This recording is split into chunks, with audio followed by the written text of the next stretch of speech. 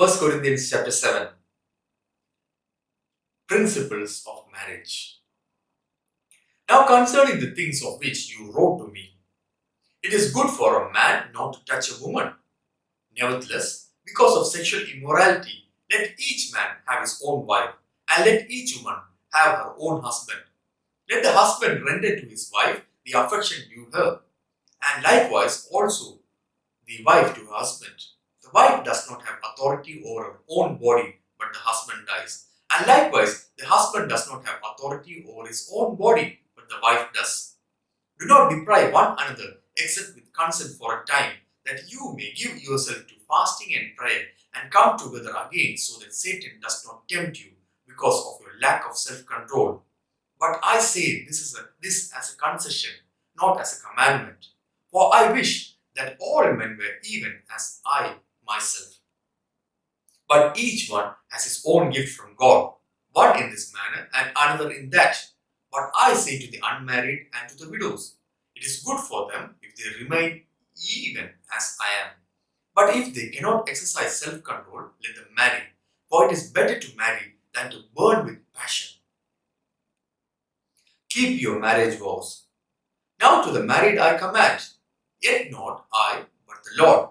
A wife is not to depart from her husband, but even if she does depart, let her remain unmarried or be reconciled to her husband.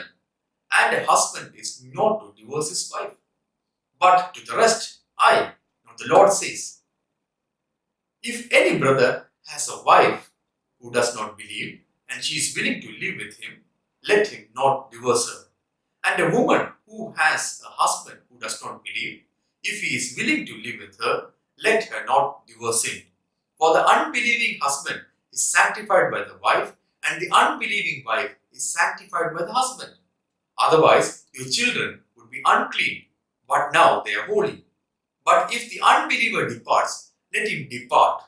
A brother or a sister is not under bondage in such cases, but God has called us to peace. For how do you know, O wife, whether you will save your husband? Or how do you know, O husband, whether you will save your wife?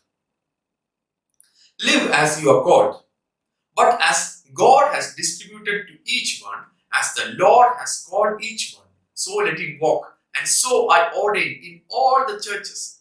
Was anyone called while circumcised? Let him not become uncircumcised. Was anyone called while uncircumcised? Let him not be circumcised.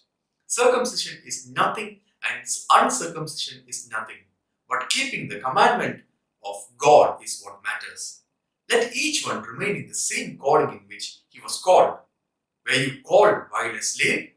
Do not be concerned about it, but if you can be made free, rather use it. For he who is called in the Lord while a slave is from the Lord's freedman. Likewise, he who is called while free is Christ's slave. You are bought at a price. Do not become slaves of men. Brethren, let each one remain with God in that state in which he was called. To the unmarried and widows. Now concerning virgins, I have no commandment from the Lord, yet I give judgment as one whom the Lord in his mercy has made trustworthy.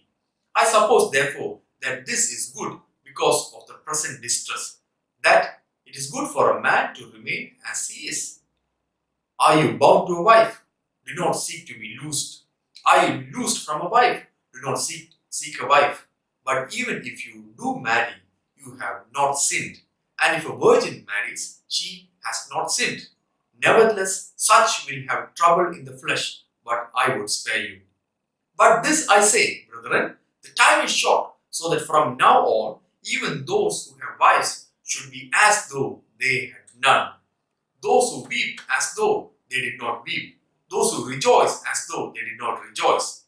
Those who buy as though they did not possess. And those who use this world as not misusing it, for the form of this world is passing away. But I want you to be without care. He who is unmarried cares for the things of the Lord, how he may please the Lord. But he who is married cares about the things of the world, how he may please his wife.